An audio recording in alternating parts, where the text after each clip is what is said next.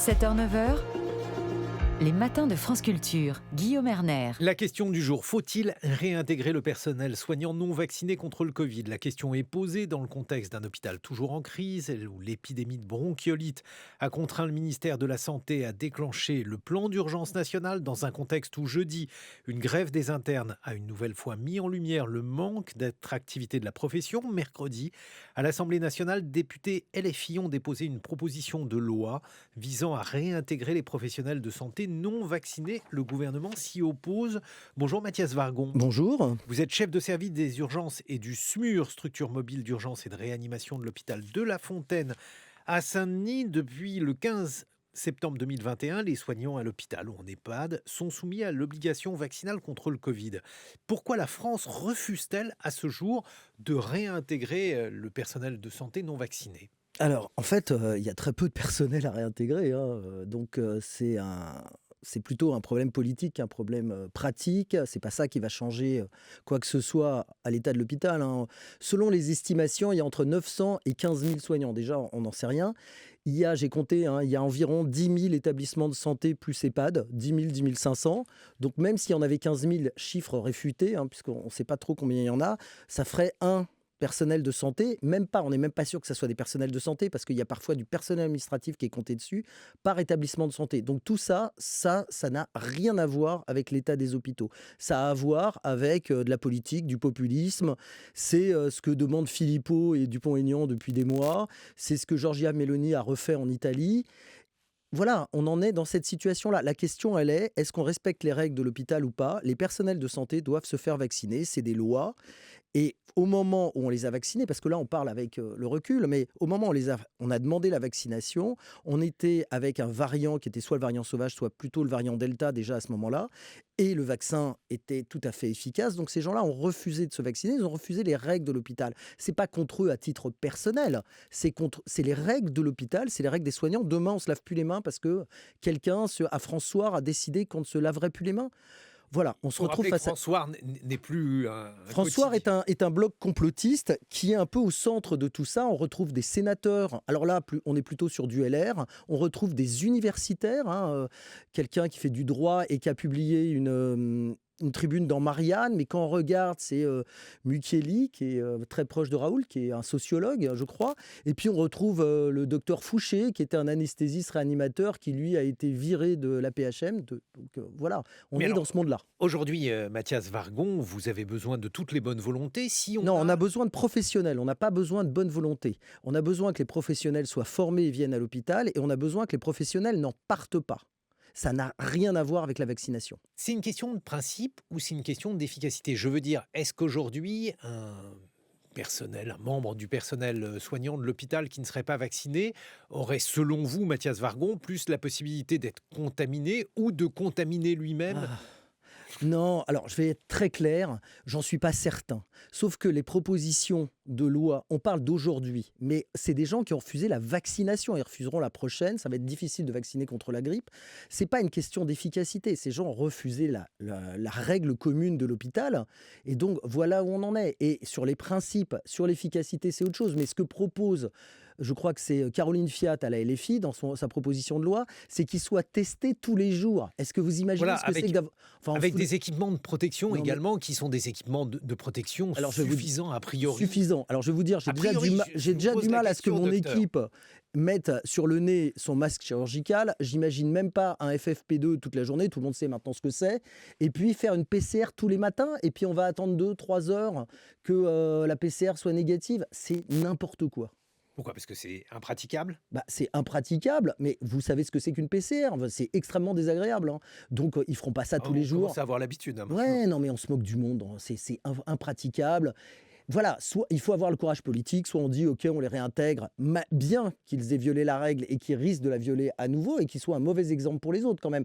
Parce qu'il y a des gens qui se sont fait vacciner et ils avaient peur malgré tout. Ils l'ont fait soit pour garder leur boulot, et c'est pas... voilà, on ne peut pas leur jeter la pierre. Soit ils l'ont fait parce que ça correspondait à leurs valeurs, même s'ils avaient peur. Et donc, tous ces gens-là, on va leur dire, voilà, en fait, ça n'a aucun intérêt, regardez, les autres viennent.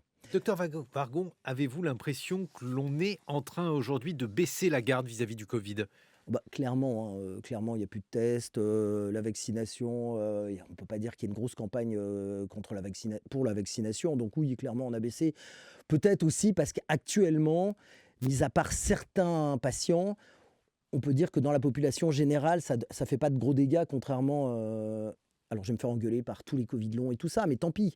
Voilà, ça fait pas de gros dégâts. Nous, ce qu'on a comme patients et c'est à cause du covid, on a des patients qui ont, des insuffisances cardiaques, des diabètes décompensés, des déprimés qui sont touchés gravement. Mais c'est vrai que pour la population générale, c'est devenu, un non-événement.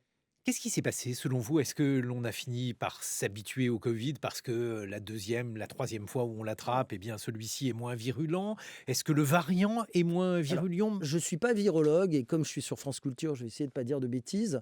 Non, le variant, il est pas moins virulent dans le sens où il touche beaucoup de monde, mais il attaque moins les gens et les formes dans la population générale, encore une fois, elles sont moins graves et donc c'est considéré comme moins grave, mais parce qu'on a changé de variant. Rien ne dit que le prochain variant, s'il y en a un, sera pas plus grave. Et alors, les autres maladies, précisément la bronchiolite par La exemple. bronchiolite, c'est du VRS et probablement du Covid aussi. En fait, la bronchiolite, c'est un état, c'est un syndrome, c'est pas forcément une maladie. C'est en général causé par ce qu'on appelle le virus respiratoire Uhum. syncytial. Et donc, ça touche les jeunes enfants, mais ça touche aussi les adultes. Moi, la semaine dernière, j'ai hospitalisé un patient avec du VRS et ça touche beaucoup les personnes âgées. C'est un syndrome grippal, mais ça peut être une pneumonie.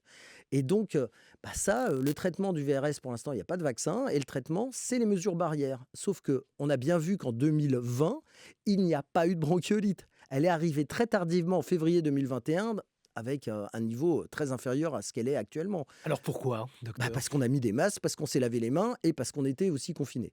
Et l'idée que les petits-enfants aient eu des barrières immunitaires émoussées par le fait Ouais, qu'on alors les ait les tenus. petits-enfants, ils ont moins de 2 ans, donc ils étaient pas nés.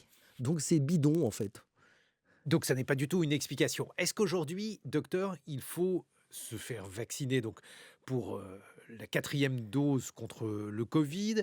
Est-ce qu'il faut se faire vacciner contre la grippe? Alors, contre le Covid, au moins les professionnels de santé doivent se faire vacciner. Les personnes fragiles ou plus de 60 ans doivent se faire vacciner. Contre la grippe, ce sont les mêmes, c'est la même cible. Mais en fait, il faut savoir que pour la grippe, on a énormément de mal à vacciner dans les établissements de santé, mais depuis des années.